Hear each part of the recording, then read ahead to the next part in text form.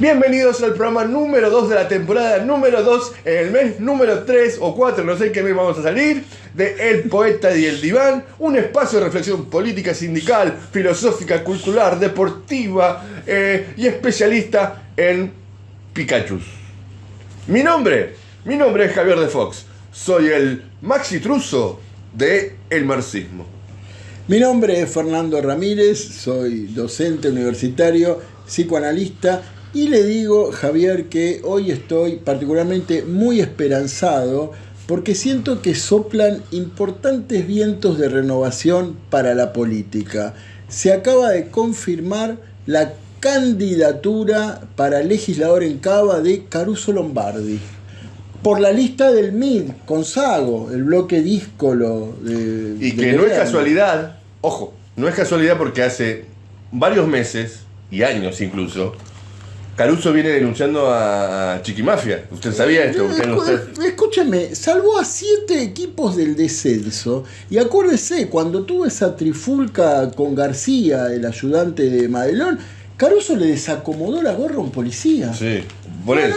No, es un hombre con ansia de luchador. Igual hay otro hombre que en este espíritu que uno dice, no, bueno, Moreno es anti-woke, antiprogresismo, pero él expresa una minoría importante dentro. Estoy hablando de una verdadera renovación. Pero esta es otra renovación. Pero escuche, ¿pero usted sabe quién es el primer candidato a legislador del compañero Moreno? El señor Kim, ¿no? Alejandro Kim, que fue vicepresidente de la Cámara de Comerciantes Coreanos. Vamos, el multiculturalismo. Por eso te digo, ¿lo esperabas de Moreno? Tenemos una oferta atractiva en Cava, entonces. Escúcheme, hay esperanza. Hay esperanza. Y bueno, y después los de siempre. Ya, tendremos que hacer un análisis después en su momento, no sé cuándo son las elecciones. Hoy tenemos un programa de esos que, como yo le digo siempre, especialmente convocan, todos convocan, pero vio, estos programas tienen ese plus, ¿no? Que nos obliga, entre otras cosas, a nuestros célebres ejercicios reflexivos. Célebres para la gente que todavía nos mira, claro, pero... Bueno, tristemente célebre. ¿Por qué? Porque lo que anda dando vuelta hace 2 años, por ahí dando vuelta, igual algunas corrientes lo hablan de hace mucho tiempo, es el concepto de fascismo. Y siempre, y esto ha generado un debate incluso en las filas de la izquierda nacional y creo que a nivel internacional, para tratar de definir un poquito en términos clásicos y cómo, en términos generales, o sea, en términos actuales, cuánto se puede actualizar el concepto de fascismo.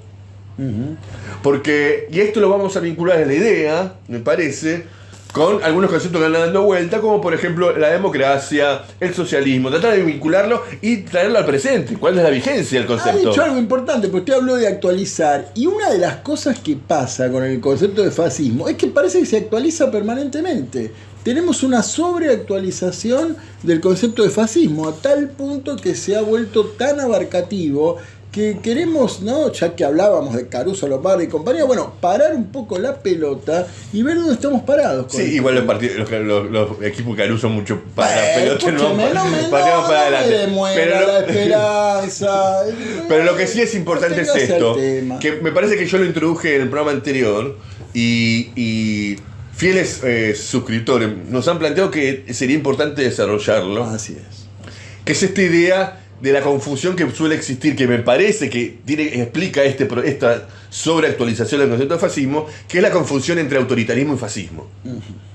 Me parece un concepto clave y por eso uno llama a ver el concepto clásico, en donde uno dice de manual, para decirlo de alguna manera, esta idea de que el fascismo surge como movimiento estrictamente de Mussolini, Italia, de la década del 20, surge a raíz de un proceso concreto que existió en ese momento concreto, para tener en cuenta no ser esquemático hacia el presente, que es la idea de el proceso de derrota y del Estado italiano, en donde todos los sectores, los soldados que venían, un proceso similar se dio en Alemania, no eran reincorporados al proceso productivo. Entonces, en este periodo entonces, el compañero Mussolini decidió formar los Fasci di Combattimento, una suerte de grupos de autodefensa y de sobrevivencia, de solidaridad de estos sectores que habían quedado afuera del proceso productivo, en donde en un principio sus denuncias, y esto es muy interesante, en su principio sus denuncias no solo era contra el Estado italiano, por su incapacidad a reincorporarlo al proceso productivo, sino también contra la Iglesia. Con el gobierno paralizado por una huelga general en agosto de 1922, Mussolini ordenó a sus seguidores que marchasen sobre Roma. Benito Mussolini, a sus 39 años, comenzó su campaña para derrocar al gobierno. Mussolini juró coger por el cuello a esta miserable clase política que nos gobierna. Sus camisas negras se dirigirían a Roma, obligarían al rey a disolver el gobierno y a nombrarle a él primer ministro. Ante el peligro de una guerra civil, el rey de Italia, Vittorio Emanuele, le pidió que formase gobierno. Si realizzassero le premesse necessarie e sufficienti per una collaborazione delle quattro grandi potenze occidentali. Rápidamente Mussolini se movilizó para acabar con toda oposición política y asumió poderes dictatoriales. Deve cristallizzare una posizione di potente ingiustizia. Y como ocurrió también en Alemania con el surgimiento del nazismo, muchas de sus reivindicaciones coincidían con uno, creo si no me equivoco, corríjame, uno de los 3 partidos comunistas más importantes del mundo en ese momento, que era el Partido Comunista Italiano, que permitió que Gramsci en particular analizara este fenómeno, que tuvo su gran modificación cuando empezó a adoptar políticas en su segundo congreso, el Congreso de los Fasci di Combattimento. Empezó a tener una política más conservadora, es decir, menos atacar al Estado tal cual era concebido. Recordemos, Javier, el fascio, el as, ¿no? Ese atado que simbolizaba, ¿no?, en el antiguo Imperio Romano, ¿no?, la fuerza. ¿no? Claro. La fuerza, la unión.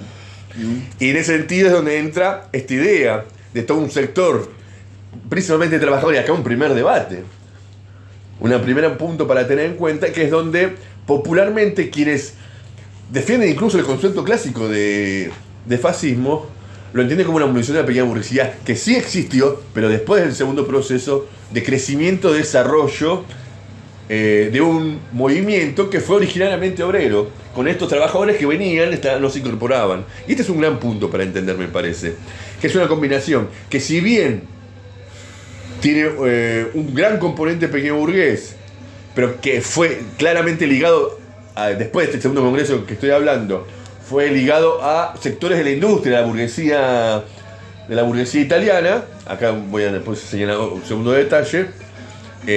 También tiene un componente obrero, donde la característica particular, y es la clave para tener en cuenta a la hora de analizar hoy día, cuando se habla de fascismo o no, que es un componente autónomo, un movimiento autónomo del Estado, con reivindicaciones propias y de carácter de masas.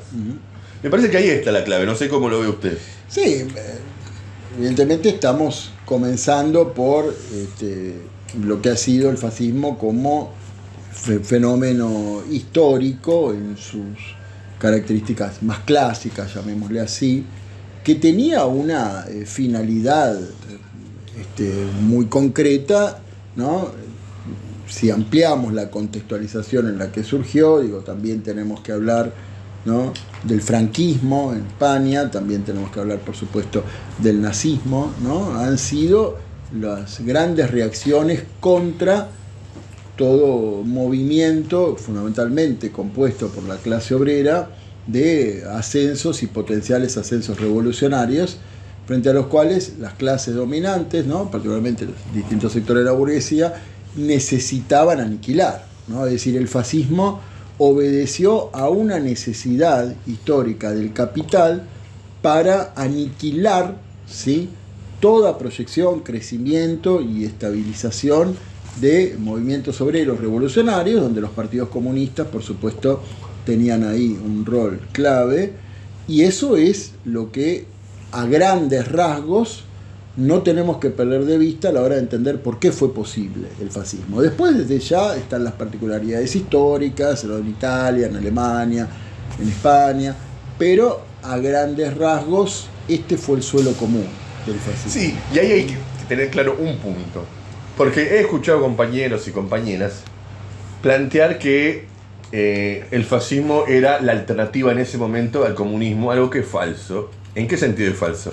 En realidad, el surgimiento del fascismo y su apoyo por parte de la burguesía, ahora vemos qué sector de la burguesía, tiene que ver con las necesidades estrictamente del propio capitalismo y no de una alternativa histórica en determinado momento del comunismo. Es importante esto, porque si bien, como bien señalas, el comunismo se convirtió, insisto en este segundo congreso, se convirtió en la bandera principal de lo fácil de combatimiento, o sea, del fascismo, el destinatario fundamental de los ataques, pero en función de los intereses. Y acá es donde hay una coincidencia entre los autores Gramsci, Mandel y Trotsky, que es esta idea de representante del capital monopolista. Trotsky lo define, Trotsky, Mandel, ¿no? Recordemos, un importante referente en el seno de la historia del trotskismo, dirigente, ¿no?, de la Corte Internacional, planteaba que el fascismo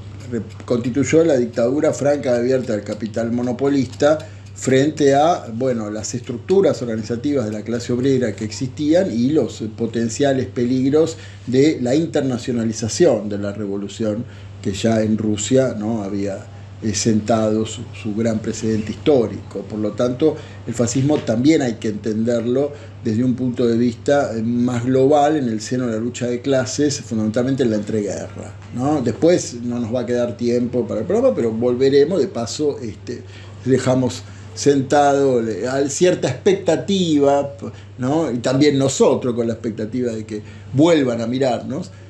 Bueno, hay que ver qué papel jugó, ¿no? Como nos gusta decir a nosotros para sintetizar un poco estos conflictos en la historia, ¿no? ¿Quién fue quién? ¿Quién es quién? ¿No? Si vamos a el escenario histórico, ¿quién es quién? ¿Qué papel jugó la socialdemocracia? ¿Qué papel jugó el Partido Comunista? ¿Qué papel ha jugado después el estalinismo? ¿No?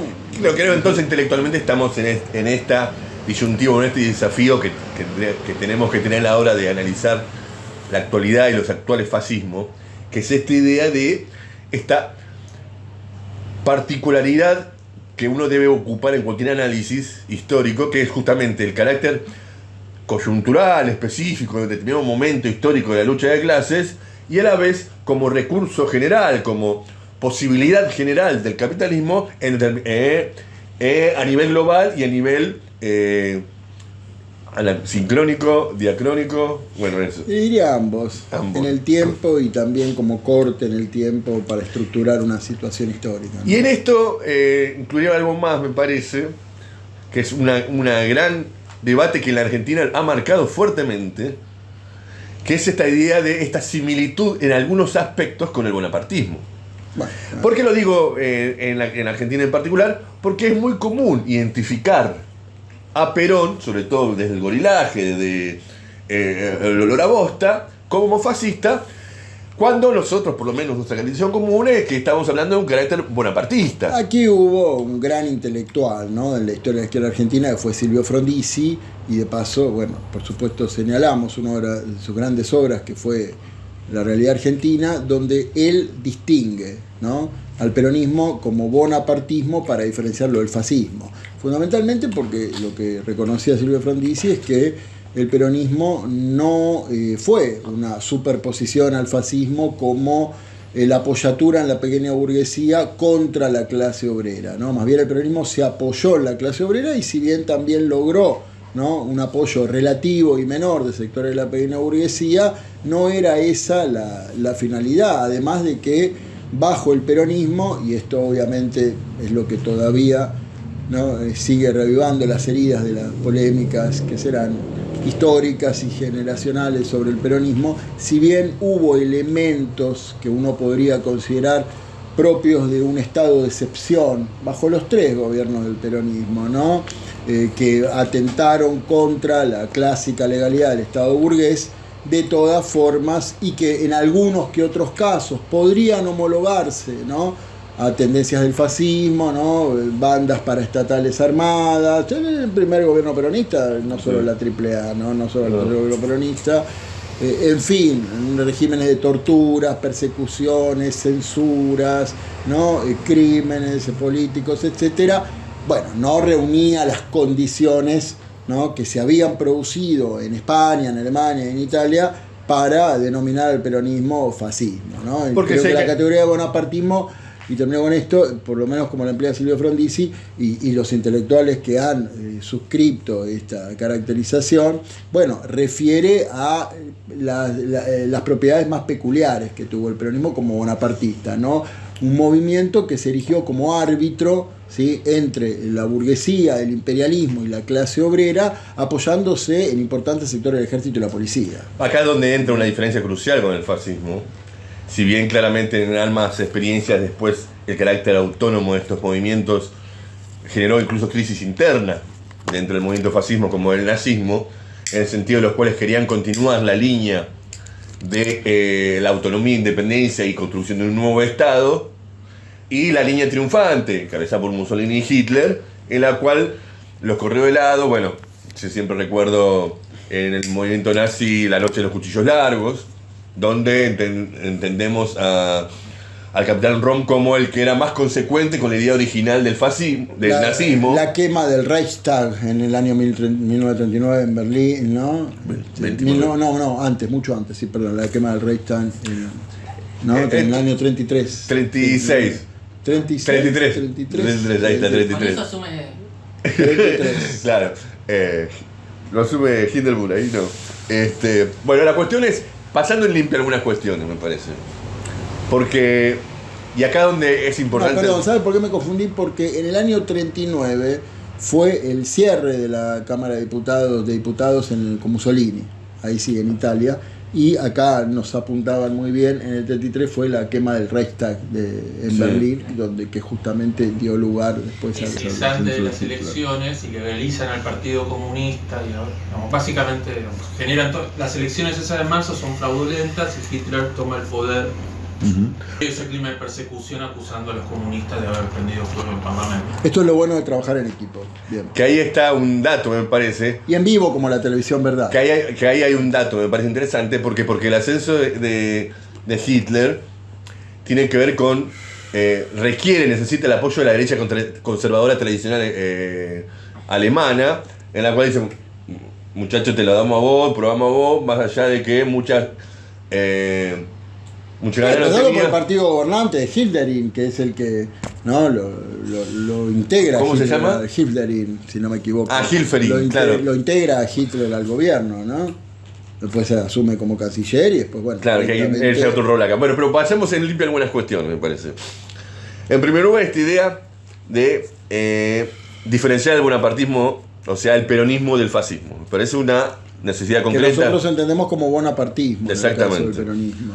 En donde no existe una destrucción de las organizaciones obreras, por poner un ejemplo, si todo lo demás... Estatización, cooptación, persecución... Es otra política frente a esto. Y en donde claramente... huelgas, tantas cosas. Y donde claramente el bonapartismo apunta a otorgarle, o sea, limitarle los derechos previos que tenía la burguesía para la explotación de la clase obrera. Me parece una característica fundamental diferenciada con el fascismo, en donde apunta claramente a la destrucción de la clase obrera como tal y sus organizaciones en nombre de este corporativismo, esta representación, esta representatividad sectorial y no por clase que existía previamente en el fascismo. Ese punto que dijiste es fundamental, Javier, porque precisamente la característica fundamental del régimen de gobierno del fascismo ha sido el gobierno corporativo, ¿no? Es decir, la reunión de distintas corporaciones que representaban a los diversos sectores de la sociedad y la supresión de todos los órganos tradicionales o clásicos de la democracia burguesa, ¿no? Ese en primer punto. El segundo punto, me parece que esta idea de el autoritarismo por parte del Estado, los gobiernos, no es una característica específica del fascismo, si bien existe, digamos, en grado de decirlo de alguna manera, es importante tener en cuenta. Vos mismo lo mencionaste a Perón, y lo hemos visto con Irigoyen en su momento, ahora que en estos días ha ocurrido esto de Valle, nos recuerda lo ocurrió en la Patagonia Trágica y todo el proceso de negociación previa, pero que terminó una brutal represión ordenada por el propio Irigoyen. Te está refiriendo al escandaloso derrumbe de la estatua de Bayer en Santa Cruz, ¿no? Entonces estamos hablando de que la característica de la represión brutal de la clase obrera con asesinatos ocurrida en la Argentina tiene como dos de sus protagonistas principales a las dos cabezas representantes de los dos movimientos populares más importantes de la Argentina. Estamos hablando de Irigoyen, estamos hablando de Perón, como tal. Y después lo que hablamos nosotros, venimos del 24 de marzo, de esta idea de el decreto para aniquilar la subversión y el infiltrado. Y después otras dos características usted marcaría para... El decreto del año 75, sí. Primero con Isabel Perón y después con otros funcionarios de su gobierno. Fueron 3 decretos de aniquilamiento de la subversión. Entonces, ¿qué dos conceptos incorporaría usted a esto? A esta idea de no confundir autoritarismo, el carácter de la destrucción de las organizaciones obreras. Estamos compartiendo reflexiones y un saber consensuado, a nuestro juicio, no lo suficientemente convincente para poder distinguir lo que ha sido el fascismo del bonapartismo y de lo que puede, y esto es lo que vamos a ver en los bloques siguientes, lo que obviamente puede asumir formas autoritarias, ¿no? Incluso muy pronunciadas, en gobiernos que todavía se enmarcan dentro del régimen político de la democracia burguesa, ¿no? Con la legalidad de la República moderna, tal como la conocemos. Eso es lo que nos ha interesado dejar en claro ahora. Acordate, nuestras redes sociales, @el poeta del diván, en Instagram, en X y en TikTok, @el poeta del diván, nos encontrás, estamos compartiendo, ya hemos llegado a más de miles de seguidores, estamos pasando los 450 seguidores en... 452 suscriptores en YouTube. Vamos que venimos. Acordate de recomendar este programa a quien creas que le pueda interesar. Estamos recibiendo cada vez más buenas devoluciones. Nos vemos en el segundo bloque de El Poeta y el Diván. Desde el mapa de la policía hicimos una primera reconstrucción de las circunstancias en las que el fotoreportero Pablo Grillo fue gravemente herido. Para esto contamos con la ayuda de un perito científico. Por la relación entre la imagen y el sonido del disparo pudo calcular la trayectoria del proyectil. El disparo es el humo que aparece atrás del tacho de basura a la derecha de los dos hidrantes. El efectivo que dispara es el que está al lado del camión hidrante. La hora del impacto fue exactamente a las 17:18. Tanto los efectivos de Gendarmería Nacional como los agentes de la Policía Federal disparaban a quemarropas, con armas lanzagases que apuntaban a la altura del cuerpo. Todas las recomendaciones y reglamentos relativos a este tipo de armamento establecen que los disparos deben hacerse con un ángulo de 45 grados hacia arriba. La sistematicidad con que se observa que diferentes efectivos disparan de modo irregular indica que la responsabilidad es de los jefes policiales y especialmente de la ministra Bullrich. En nuestra reconstrucción se puede ver con claridad el lugar específico de donde salió el disparo y el ángulo de tiro horizontal. Lanzaron el gas lacrimógeno como si fuera una bala. Grillo no fue herido por una mala fortuna. Le tiraron a matar. Seguiremos trabajando para identificar al autor material de este crimen. La inteligencia colectiva, cuando se organiza y colabora, es capaz de develar la verdad que el poder pretende ocultar o tergiversar. Esto es apenas una muestra de la fuerza que poseemos. Si tenés imágenes, fotos o videos sobre este hecho, envíalo a registrocolectivo2024@gmail.com. ¿Qué estamos del Poeta del Diván, ¿no? Sí, sí, sí. Bueno. ¿Cómo le va, Fernando? Bien, este es el segundo bloque, ¿no? También. De la segunda temporada. Así es. Del segundo programa. Así es. De este espacio cultural. Acordate de nuestras redes sociales, ya le dijimos al final del primer bloque. Y ahora estamos en un gran problema. Otro más. Sí, porque aparte de no llegar a fin de mes, que es importante, por eso le digo otro más. es esta idea de que nosotros recurrimos a tocar el tema del fascismo porque las devoluciones que estamos teniendo están relacionadas con esta idea de el fascismo, antifascismo y qué representa hoy día, y entonces nos obliga, nobleza obliga, coherencia intelectual nos obliga a partir de lo que vimos en el primer bloque, que era esto de el fascismo clásico, para decirlo de alguna manera, que como viste deja algunas puntas abiertas. Hoy día, ¿qué sería el fascismo? Pasamos chivo del programa anterior, de paso, recomendamos mirar el programa anterior porque allí nosotros justamente dejamos abierto este problema respecto a, bueno, cómo entender particularmente lo que está sucediendo en la Argentina bajo el gobierno de Milei en torno a, bueno, este planteo que está muy presente, muy arraigado, ¿no? Básicamente en el grueso del movimiento, ¿no? De los distintos movimientos de lucha, ¿no? Desde la izquierda, el progresismo, el activismo, ¿no? Que gana las calles, ¿no? Que da una pelea muy fuerte contra el régimen de Javier Milei, en torno a que, bueno, lo que se está planteando es que el gobierno de Milei viene a representar o a encarnar un modo del fascismo en la Argentina, ¿no? Algunos referentes del progresismo, de la izquierda, van más lejos todavía, y lo que plantean es que la alternativa en la Argentina hoy, ¿no?, está dada entre el fascismo y la democracia, ¿no? Entonces, bueno, nosotros la vez pasada, a riesgo de perder algunas simpatías y no suscriptores, esperemos que no, lo que decíamos era que, ¿no?, tenemos una opinión o una visión distinta de la caracterización del gobierno de Milei bajo un régimen político fascista, como se lo plantea. Por eso comenzamos el programa de hoy, en el primer bloque, bueno, recordando cuáles son las características fundamentales de lo que, ¿no?, en la historia política se conoce como el fascismo, ¿no? Y la vez pasada decíamos, Javier, bueno, muchos compañeros que uno puede considerar ya compañeros de lucha, compañeros de ruta, ¿no?, se enojan frente a este debate, dicen que esto es minimizar. Si vos cuestionás que Milei está encarnando un régimen fascista, sería ser concesivo o no entender el problema grave que estamos atravesando, o minimizar los embates represivos, ¿no?, que ya ha mostrado el gobierno de Milei, como la última brutal represión frente a los jubilados y los hinchas de fútbol, entre otras cosas. Y nosotros lo que decíamos es que la claridad no es menor frente a este punto, y que el debate hay que darlo en términos fraternales, ¿no? Bueno, esto es lo que planteábamos, esto es lo que dejamos abierto la vez pasada. Entonces volvemos. Bueno, ¿estamos frente a un régimen fascista en la Argentina con el gobierno de Milei? Este es el interrogante que queremos responder. Porque es importante esto, porque me parece que el componente fascista del gobierno, como nosotros caracterizamos en el último programa de la temporada anterior, de la primera temporada, existe. La tendencia de un sector de la sociedad a una aislada, no organizada, situaciones contradictoriamente violentas, propio de la situación que esto nos debe marcar, que es la idea de apalear a un chorro, pero también apalear a un kirchnerista. O sea, atacar a Juan Grabois, pasar con el auto en medio de una movilización, así como cagar a tiros a un policía, algo contra a un policía, a un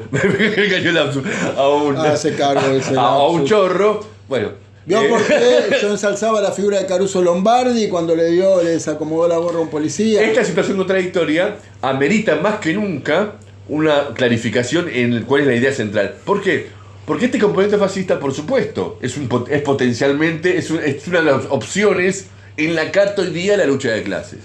Sin embargo, esto no debe atarnos a una pereza intelectual en la cual decir, incluso por términos oportunistas, agitativos, decir, no, bueno, estamos en fascismo, ¿por qué? Porque nosotros estamos alertando a lo que se viene, entonces nosotros ya decimos, muchachos, esto ya es fascismo. Y hay una diferencia, porque entre la distancia entre el fascismo potencial y el fascismo existente, existe la intervención de la clase obrera y los revolucionarios. Hay varios factores que nosotros ya habíamos empezado a mencionar y que en el escaso tiempo que nos queda vamos a tratar de, ¿no?, enmarcar un poco más.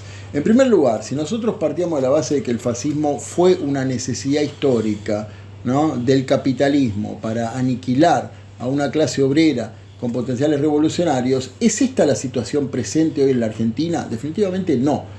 Hoy la burguesía no está expresando como clase dominante y distintos sectores del capital. Estamos hablando aquí en la Argentina, pues por supuesto que esto es importante contextualizarlo mejor, pero aquí en la Argentina no encontramos elementos de juicio que nos permitan apoyar la percepción que sectores del capital, de la burguesía, necesitan una reedición o una reactualización del fascismo para cambiar el régimen de gobierno. No vemos eso en la UIA, no vemos eso en Techín, no vemos eso en los ojeros, no vemos eso en la Bolsa de Comercio, en los bancos. ¿Eso qué significa? ¿Que estamos hablando de los paladines de la democracia? No, la misma clase social que gobernó con las dictaduras, y particularmente con la última dictadura genocida entre el 76 y el 83, y que ya también había pergeñado sus planes políticos con dictaduras antes, pero hoy no es una clase social que esté expresando la necesidad de un régimen fascista en la Argentina. Segundo, ¿qué pasa con las masas?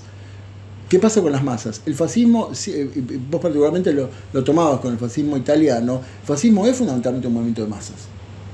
Además de tener bandas paraestatales organizadas, ¿no?, y apoyadas también por determinados sectores del propio gobierno, bueno, no es lo que estamos notando en la Argentina, ¿no? Es decir, el gobierno de Milei es un gobierno que nosotros podríamos caracterizar como movilizador de masas.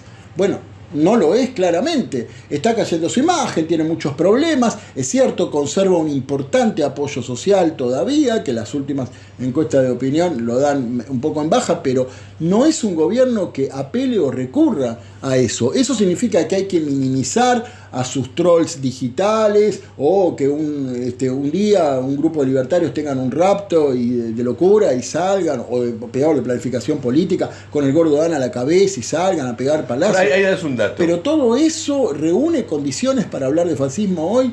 Bueno, esto es lo que queremos poner en discusión. Pero ahí hay dos datos, porque creo que ahí cumple un rol fundamental más que nunca la CGT. Bueno. Porque no estamos hablando de un proceso en el cual la CGT sigue siendo, o idealmente es autónoma, independiente del Estado. Téngale fe que están diciendo que sostienen el paro para... que es independiente del Estado y por lo tanto está teniendo una política consecuente de defensa de las conquistas. Ese en primer lugar. Y en segundo lugar, que esta idea del Gordo Dan y su encuentro, creo que en San Miguel, ha quedado... La sociedad italiana. Ha quedado en el veremos. Es decir, el Gordo Dan es fascista y no sé... Pero históricamente, si lograba consolidar esa movilización, esa reunión, había que hablar en otros términos. Pero hoy día el primer rol lo jugó la CGT, en la cual no está cumpliendo un rol independiente de defensa de las conquistas que ya se han venido perdiendo en los últimos gobiernos anteriores, ni tampoco el Gordo Dan ha logrado fisonomizar esto, más allá de algunas irrupciones transitorias como la de San Isidro y la Libertad Avanza y estas cosas. Ahí tocaste también, ¿no? un punto álgido del problema, que son, y sobre todo acá me van a acusar de pecar, ¿no? De los vicios en mi profesión, pero sobre todo de los aspectos psicológicos, ¿no? Podemos llamarlo hasta psicosociales, si hablamos en términos más grupales, de ciertas figuras o sectores que componen el gobierno. Entonces, cuando vos te preguntás, el Gordo Dan es facho, Bullrich es facha, tal o cual, Villarroel es facha. Bueno, a ver, si tomamos figuras individuales que por supuesto simbólicamente encarnan hoy el ejercicio del poder en la Argentina de determinados sectores, y bueno, sí, está bien, desde la víscera vamos a responder, y sí, ¿qué te voy a decir de Villarroel, de Bullrich, de compañía? Claro, pero acá estamos hablando de un régimen político. Entonces, si nosotros nos dejamos guiar por las vísceras con determinadas individualidades, que por supuesto con una orden pueden crear 3 o 4 Pablos Grillos más, pero eso lo pueden hacer bajo esta democracia. Entonces, si no podemos entender cuáles son las excrescencias a las que la burguesía y sus personeros políticos son capaces de llegar en el mismo marco de la democracia burguesa, no estamos comprendiendo dónde estamos parados. El fascismo, Javier, tiene componentes de irracionalidad históricos, ¿no? Innegables. Por ejemplo, un gran filósofo marxista, de quien tenemos un libro pendiente para sortear todavía, como George Lukács, bueno, lo estudiaba muy bien, cuáles son esos componentes irracionales del fascismo, ¿no? La reivindicación, ¿sí? Que va desde el nacionalismo, la unión con la tierra, la pureza de sangre, el racismo, ¿no? Toda una serie de componentes ideológicos que bien podemos hoy encontrar en determinados sectores del gobierno. Insisto, ¿eso alcanza para reunir las condiciones del conjunto de un régimen político? ¿O ya lo hemos vivido también con otros gobiernos, ¿no? O con otras expresiones también políticas, sociales, institucionales en la democracia?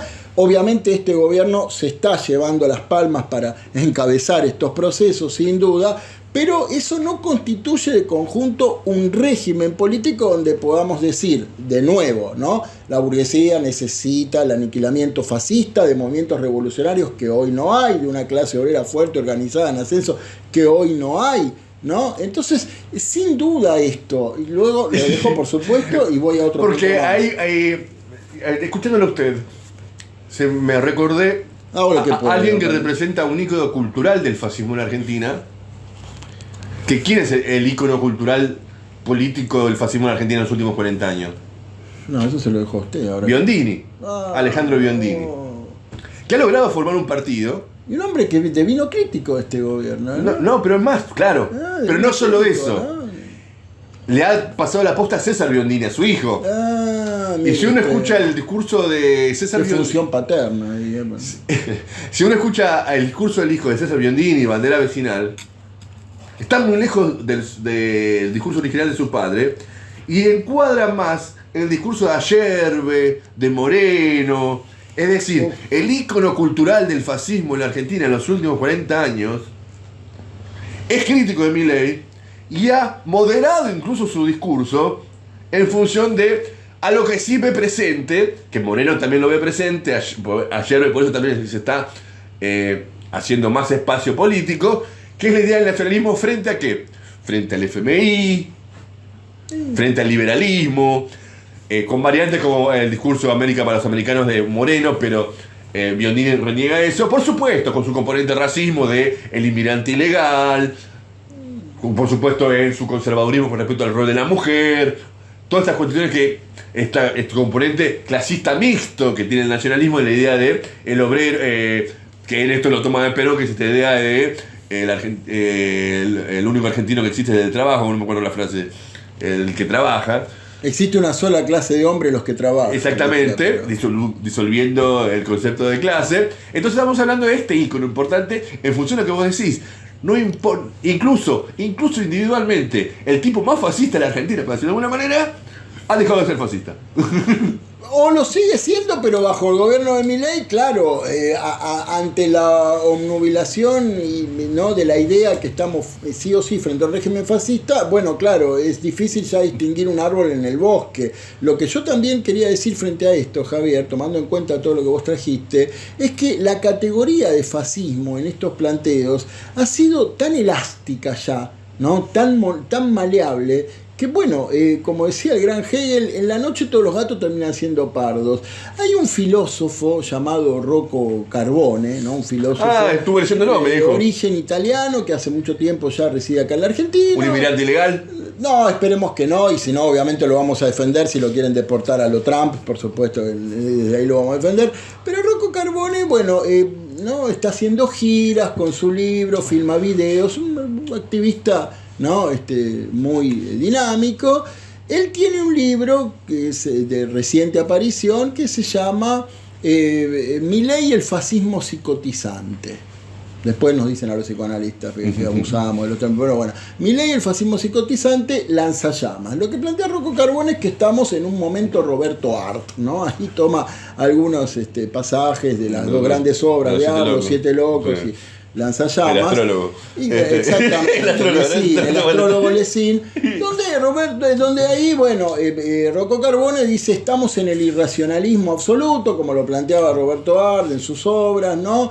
Y hace una suerte de ensalada impresionante, ya que estamos próximos a la cena, no pude evitar la asociación, una suerte de ensalada impresionante donde la categoría de fascismo básicamente no deja rincón por absorber. Y Rocco Carbone incluye la potencia del mercado, la escisión entre los afectos y lo cognitivo que te producen las redes sociales, el pensamiento binario del like o del me enoja, la dependencia que tenemos de Mercado Libre, la forma en que Milei instaura sus discursos, absolutamente todo para Rocco Carbone termina constituyendo este peculiar modo del fascismo en la Argentina. Es muy difícil, Javier, poder discutir en estos términos, porque lo que está señalando este hombre son elementos ya a esta altura históricos propios instituidos del capitalismo a nivel mundial que los encontrás en cualquier régimen,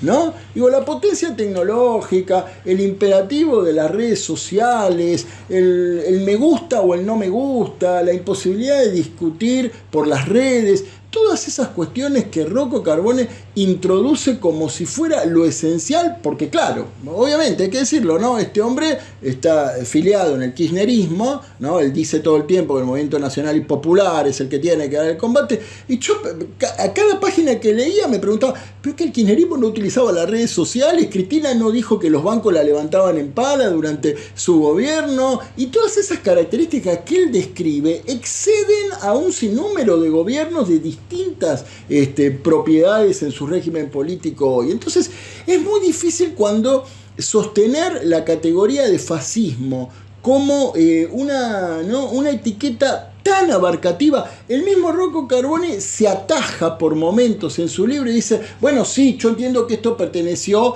a determinado contexto histórico, no es cualquier tipo de reacción el fascismo, y después lanza una catarata de definiciones y de problemas donde si yo abro la heladera hoy me encuentro al fascismo, si sacudo un felpudo me encuentro al fascismo, ¿se entiende? Destapo un tarrito de azúcar me encuentro al fascismo. Es muy difícil poder establecer un debate en esos términos. Pero claro, en este punto queda claro que históricamente, incluso dentro de las filas que se consideran, incluso dentro de la izquierda, de los revolucionarios, esta idea de abrazar un bando determinado de manera irracional, usted lo sabe mejor que yo, esta idea de la cuestión de masas, de abrazar incluso por distintos motivos que no necesariamente son intelectuales, es algo que históricamente ha marcado los movimientos populares. Es decir, esta sobreestimación de que nosotros nos encontramos ante un movimiento donde el 100% de determinado movimiento es consciente, es totalmente errado, no ocurre así, y por lo tanto esta idea de que tal o cual hecho particular es específico de este momento es totalmente equivocado. Y en esto, ya el tiempo estirado en televisión, me parece que en YouTube también. En YouTube también, poner like y suscribite, acordate. Aunque se enoje Rocco Carbone. Pero... Suscribite, nosotros también necesitamos que te suscribas y que pongas el like, porque somos parte de esta sociedad y somos humanos también. Pero tenemos que declarar que no somos fascistas por jugar en el terreno de los likes. Porque para Rocco Carbone eso ya te si bien amerita un análisis particular, es importante quedarnos con esto, en la cual seguiremos desarrollando en el tercer punto, donde entra esta cuestión en relación a qué uno mide que esto es fascismo o no. Es decir, en relación a qué periodo histórico. ¿El periodo histórico previo? ¿El periodo de los 90? Claro, ¿el periodo de los 30? Pero ahí está el problema. Este tipo de análisis borra la diferencia entre todo periodo histórico, y si tenemos que definirlo por un desarrollo tecnológico o una determinada subjetividad en la cultura pendiente de mercado libre o de las aplicaciones, si eso es un factor tan gravitante para definir el fascismo, entonces ya no sabemos a qué santo encomendarnos, como dirían los viejos. Bueno, sea santo o no sea santo, sea San Judas Tadeo o sea San Luis Orione, develaremos a qué santo nos encomendamos los comunistas del Poeta y el Diván en el tercer bloque de nuestro segundo programa de la segunda temporada. Señor defensor, ¿por qué la policía me presenta cargos? Ya sé que soy un bardo, pero sin embargo no soy culpable y me hace pasar un momento amargo. En contestarle yo tardo, porque no quiero con usted expresarme con el lunfardo, pero usted me lo complica, como firmar un contrato y olvidar la letra chica. Montón de... Representando el barrio del Virrey, Elena LNA. Quiero ser libre, como el ave que planea en el cielo. No, güey, José, yo sé que no hay antídoto para un antídoto. Mi método lo meto, todo y desbordo, sordo, soy sensei o samurái. Y se las velas, Davi, enciende la candela, unas cuantas bucaneros, hiela y echen la cazuela, fritos para un saladito rico para la escribidera. ¿Tú crees que su pecera aguante nuestra lapicera? Con el dame tu corazón frío, que me calma el alma o me lo hace pedazos. Y yo que decía que te quería, que fue de la carta que yo te escribía. Ahora sé que tanto no eran mías. Vos querías unos momentos y yo quería toda la vida, pero las cosas no se...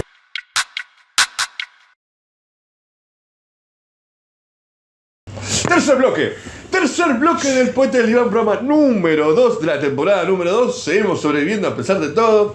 Y estamos acá en un tema muy álgido. Como ustedes saben, acá siempre el Poeta del Diván se convierte todo esto en una gran asamblea popular. Somos poquitos, pero ya llegaremos cada vez más. Acordate, para llegar a los 500 suscriptores, si llegamos a los 500 suscriptores, vamos a estar sorteando esto, que ya viste ahí que andan dando vuelta hace unos días el video específico. Suscríbete a nuestras redes sociales, aportá a canal.poeta.divan. Estamos necesitando cada vez más tu aporte para seguir sobreviviendo en este programa. Y hay un tema acá. ¿Uno solo, le parece? Porque hay un internacionalista en Argentina, hay un internacionalista en el mundo que debe ser analizado como nuevo líder mundial de la revolución. Diga. Pikachu. Usted ha visto hace unos días que está en todos lados Pikachu. Y atacando un poquito, como se dice, rehabilitando un poquito a los otakus. Pikachu, vamos y vean la película. Pero bueno, no importa esto. Hablando de Pikachu y al internacionalismo, lo que es internacionalista es el socialismo. Y efectivamente, Javier, pasamos ahora a nuestro tercer bloque, porque si nosotros, insisto, siempre con el deseo de polemizar, en marcos de interpelar, como decía la compañera Cristina. También, decía corre el sucio trapo rojo, decía otras cosas, pero bueno, che Javier, dale, déjame, como diría Cristina, che de Fox. Entonces nosotros veníamos cuestionando, esta dicotomía planteada que en la Argentina, de hecho Rocco Carbone lo dice con todas las letras. En la Argentina lo que está planteado es la alternativa fascismo-democracia. Bueno, ya hemos compartido, asiduamente cuáles son nuestras diferencias. De todas maneras, gracias al señor Rocco Carbone, porque, respetamos, aunque no compartamos su labor, y además nos ha dado material para el programa, sin duda. Pero partiendo de esto, Javier, cuando nosotros decimos, sí, el gobierno de Javier Milei, sin ninguna duda, estamos hablando de un gobierno de extrema derecha, autoritario, reaccionario, represivo, con el claro objetivo de demonizar, perseguir a la izquierda, como lo ha hecho con el movimiento piquetero, como lo ha hecho con algunos partidos políticos en particular, contra el Partido Obrero, todo lo que estamos observando. Y decimos, esto se sostiene todavía en los marcos de una democracia cada vez más vaciada, cada vez que da lugar a una mayor podredumbre en términos del propio funcionamiento institucional de esta misma democracia, los decretazos, etcétera. Bueno, ahí hay una primera pregunta. ¿Cuál es la democracia? Exactamente. Bueno, ¿cuál es la democracia que nosotros desde el socialismo estamos planteando para superar a esta democracia? Bueno, en primer lugar me parece que sería interesante definir algunas características de la democracia tal cual, porque si no uno termina sobrevalorando, sobredimensionando el concepto de democracia. Estamos hablando de democracia capitalista, democracia burguesa, esta democracia representativa. Bueno, ahí está el punto. Me parece que lo fundamental es entender esto. Porque nosotros ya lo planteamos en el bloque anterior, planteamos esta idea de que hablamos de la Patagonia rebelde, la Patagonia trágica, hablamos de las torturas y esta comisión no sé cuánto, que después se convirtió en la CIE de Perón. Entonces estamos hablando de que la democracia como tal tiene unas características específicas que están muy lejos del ideario que uno puede tener y te enseña en la secundaria.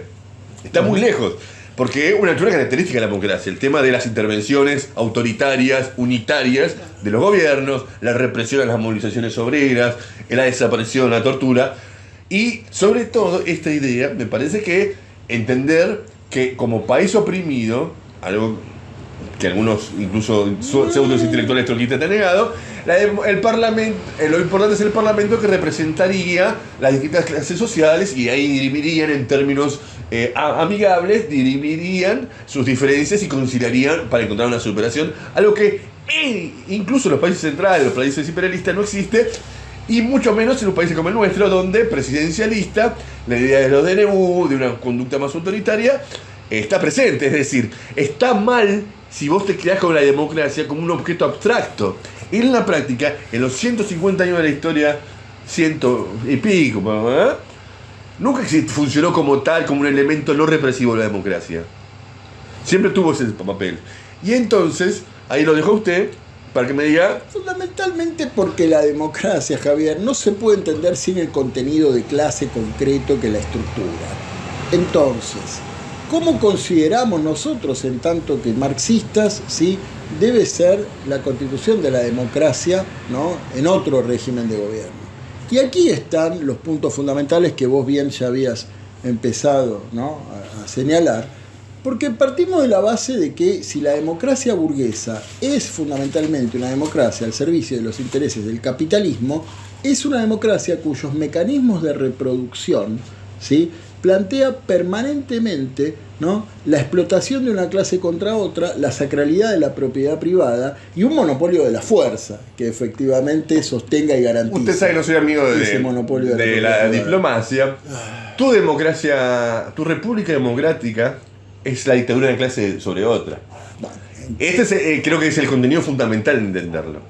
Y esto es alguna deuda pendiente para muchos compañeros de izquierda, en la cual bandean en nombre de una democracia en abstracto. Si el planteo fundamental es combatir el fascismo, lo que lamentablemente estamos notando es que acto seguido de eso, ¿no?, es muy sencillo después defender la democracia burguesa tal como está, porque hasta ahora es lo más progresivo y lo más inmediato como tarea. Y ligado a la etapa previa política, que es una política estatista. Bueno, entonces, ¿cuáles son los problemas que se plantean aquí?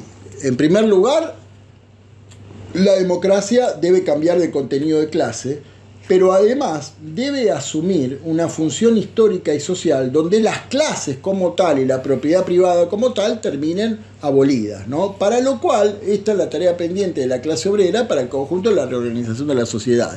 Y el gran problema que nosotros notamos hace ya mucho tiempo, sobre todo en el horizonte progresista y que lamentablemente ha permeado, ¿no?, incluso cierto pensamiento de izquierda, es que podría existir una mayor y una mejor democracia en términos abstractos, ¿no?, extensos y cuantitativos. Eso me recuerda a una corriente política. Extendamos la democracia burguesa, reforcemos las formas jurídicas legales y vamos a ver que de esa manera se sientan las bases para que maduremos, perfeccionemos las libertades. Y esto deja absolutamente intacto el problema de que estructura la democracia burguesa. Esto es el problema de clase, la propiedad privada y la explotación de una clase. Para bajarlo a tierra, en la Argentina y a nivel mundial. Estamos sentados ya, ¿no? Para bajarlo a tierra a nivel mundial, ha tenido una corriente política determinada que lo ha encarnado. A nivel de Europa, su protagonista en los años 80 fue el eurocomunismo. El eurocomunismo, las finales de los años 70. Y en la Argentina ha tenido al viejo, llamado viejo MAS, el morenismo, que gran parte integra hoy día al frente de izquierda y tiene sus viudas. Algún líder representativo de esa corriente en algún momento dijo: nuestro modelo es Cuba con democracia. Claro. Bueno, tenemos muchas cosas para discutir. Que para el oído clase mediero puede sonar un poquito, clase mediero medio crítico, no el que marcha folclóricamente el 24 de marzo y va a la casa argentino-cubana y participa en la Casa de la Poesía, toda esa runfla, sino un poquito más crítico sonaba bien. Che, Cuba tiene estos logros, la salud, educación, bla, bla, pero bueno, hay una dictadura, un partido único. Bueno, este concepto niega algo fundamental, que es esta idea de qué democracia nos estamos refiriendo, y no solo a cuestión de clase, porque no es una cuestión superestructural. Yo cuando a veces debato con algunos compañeros, tiene que ver con que en la fábrica, soy medio de la vieja escuela, en la fábrica, en el lugar de laburo, ¿qué se produce? ¿Cómo se produce? ¿Qué decisiones se toma? ¿Dónde se vende? ¿Qué se compra? ¿Cuánto se compra? No es una decisión democrática. Parece una tontería, pero es una manera de sintetizarlo en algo básico con respecto a lo que es la democracia obrera en nuestros términos. Yo quiero recordar acá a una gran intelectual marxista, una mujer que se llamaba Ellen Maiskin Booth, ¿sí?, que ella tiene un libro que fue traducido al castellano y aquí publicado por la organización Razón y Revolución, que más allá de las diferencias que podemos tener con ellos... Eduardo, vos sabés quién soy yo. Profesor Sartelli, mire, le estamos haciendo chivos hace varios programas. Por lo menos, ¿no? Eduardo, la diferencia es que yo tengo el profesor Sartelli y son innumerables. Yo a Eduardo lo conozco personalmente. Bueno, es un buen tipo. Comían asado todos los domingos. No todos los domingos, pero bueno. El problema es este, Eduardo. Te estamos haciendo mucha publicidad. Cumplís tu rol histórico, está muy bueno, algo que mucha izquierda... Sí, promover el poeta del diván, Eduardo. Bueno, claro. Este libro, editado por Razón y Revolución, Making Wood, precisamente, Javier, allí, un libro, creo que si no me equivoco, de los años 80 ahora, pero donde plantean problemas que son muy vigentes. Acá, lamentablemente, Ellen Wood falleció de cáncer en el año 2016, pero dejó un importante legado. Muchas de sus obras no están traducidas. Esta sí se llama Una política sin clases, entre signos de pregunta, ¿no? Y ella estaba discutiendo, Javier, con el comunismo británico, con el Partido Comunista Británico, ¿no?, de finales de los años 70. Que asumo que era seguidista del laborismo. Grupos de sociólogos que precisamente borraban, decía ella, ¿no?, el contenido de clase para discutir la democracia. Por eso yo te decía, la crítica que ella les hacía es que para estos sociólogos británicos del Partido Comunista, bueno, la democracia era abstracta, cuantitativa y debía extenderse, ¿no?, sin tocar el problema de clase, porque lo que decía Ellen Booth, y esto me parece muy vigente para el problema que estamos discutiendo, por eso no es una cita, ¿no?, de este debate intelectual perdida hace 40 años, no, tiene plena vigencia. Ella decía, bueno, ¿cómo caracteriza la democracia? De una manera indeterminada, ¿no? Es decir, de hecho, algunos de estos referentes planteaban que no digamos que la democracia es de la clase proletaria para organizar una dictadura de la mayoría en función de ir hacia una democracia real. No, decían estos personajes, porque si no estaríamos repitiendo a la legalidad burguesa que considera que la democracia es propiedad de una clase.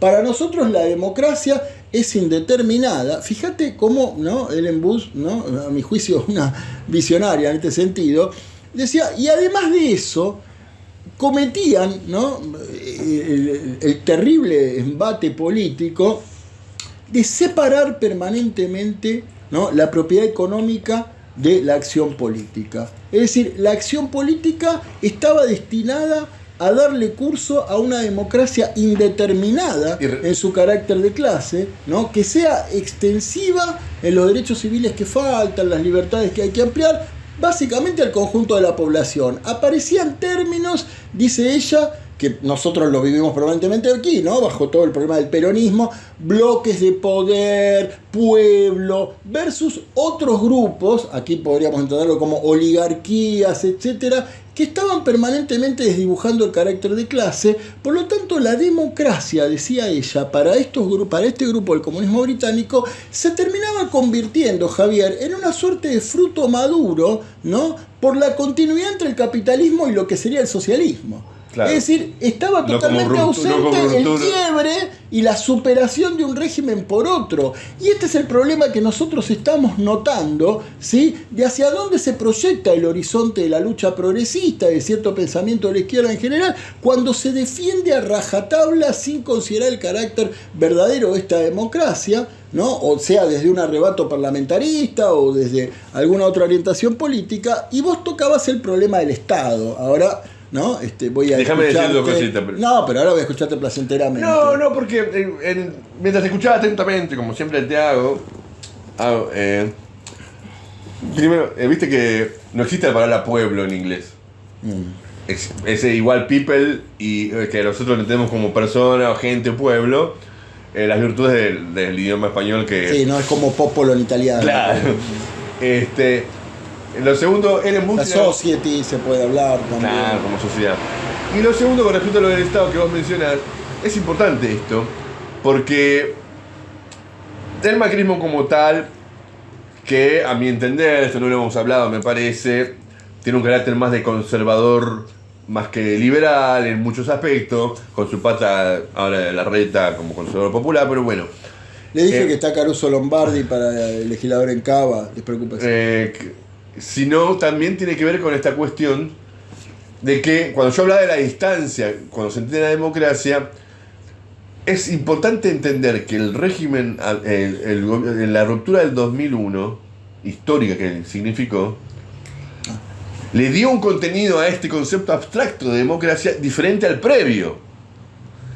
¿Por qué? Porque en el medio, la irrupción de la democracia no como algo superestructural, algo institucional, sino la irrupción de, en cierta medida, de la idea de la democracia obrera, las asambleas populares o barriales, las asambleas de los ahorristas, las asambleas del movimiento de desocupados, un proceso de construcción de asamblea de democracia obrera. Frente a eso, la respuesta de la burguesía fue cambiar el contenido de esta idea abstracta de democracia, en donde hemos visto, bueno, sería un análisis específico del kirchnerismo, pero que se convirtió en normalidad para una generación entera. Claro. Que es la misma concepto abstracto de democracia. Las décadas anteriores tenían otro contenido. Pero parece que se ha heredado ese criterio y ahora está muy reforzado. Ahí está el punto. Y creo heredado y reforzado frente al fascismo. Claro, y me parece que ahí viene la raíz de la cual muchos sectores compañeros más allá de las tácticas y las maniobras políticas que puede entender tal o cual sector político para tratar de encolumnar en todo detrás del antifascismo, está el punto, hay una concepción de que la democracia es lo que pasó en los 15 años del kirchnerismo. Y ese es un momento histórico determinado, tras una rebelión popular, que la burguesía vio la necesidad de que en ese momento determinado tome ese contenido, la idea de democracia. Pero eso hoy día ha cambiado. Es otro debate que tenemos que dar, si la crisis del 2001 se ha cerrado o no, un gran debate. Un programa, otro programa más. Otro programa. Pero el punto es este. El punto es que se ha normalizado como idea que el contenido de la democracia son los 15 años de kirchnerismo, cosa que, a mi entender, no es cierta. Y quizás hay que preguntarse si este ataque bestial que ha sacado lo peor de esta idea del trapo sucio rojo, todos son zurdos, sea kirchnerista, sea peronista, sea, ¿cómo se llama esta? Está Larreta, no ha zafado. A eso me refiero, son todos socialistas.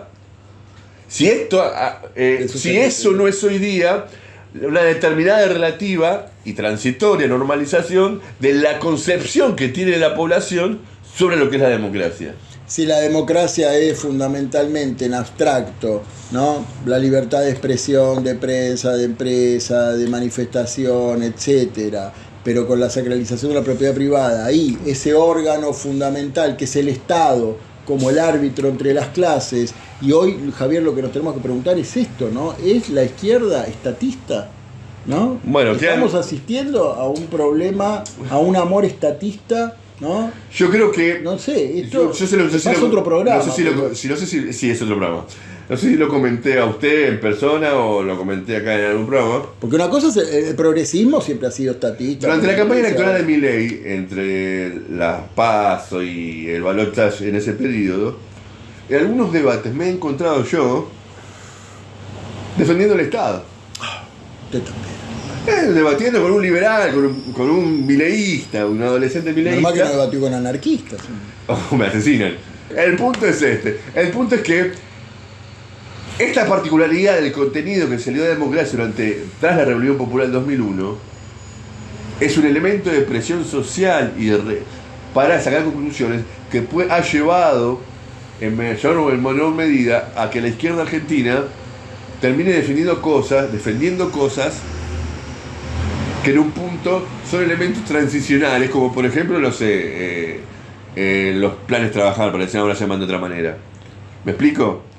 Y eso es tan contradictorio que hoy día lo que la derecha reivindica como hay que acabarlo, como yo dije en algún momento, la motosierra tendría que haber sido roja.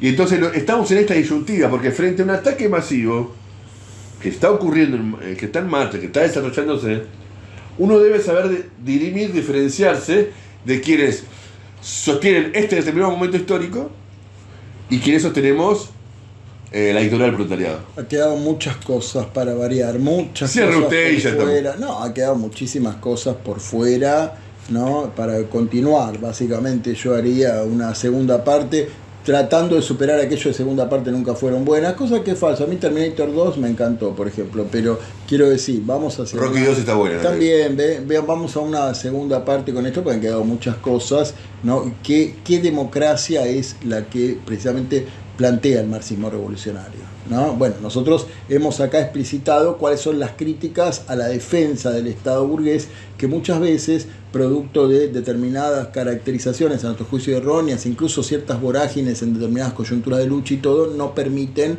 ¿no?, reflexionar con la suficiente claridad programática hacia qué tipo de democracia vamos, qué tipo de democracia queremos construir, ¿no? Suscríbete a El Poeta y el Diván, envíanos tu aporte a canal.poeta.diván, seguinos en nuestras redes sociales @elpoetadeldivan y acordate que esto sigue siendo un espacio de reflexión política, cultural, bla, bla, bla, bla, donde puedes ser parte. Simplemente escribinos, che, está bueno, está mal lo que me decís, quiero colaborar con esto, con esto, con esto, con esto. Es bienvenido, porque lo único que nos interesa es interpelar y reflexionar sobre la situación política actual desde el punto de vista de la clase obrera. Muchas gracias, nos estamos viendo próximamente. Acordate, el libro. Buenas noches, buenas tardes, y si no nos vemos, chao. Amaneceres.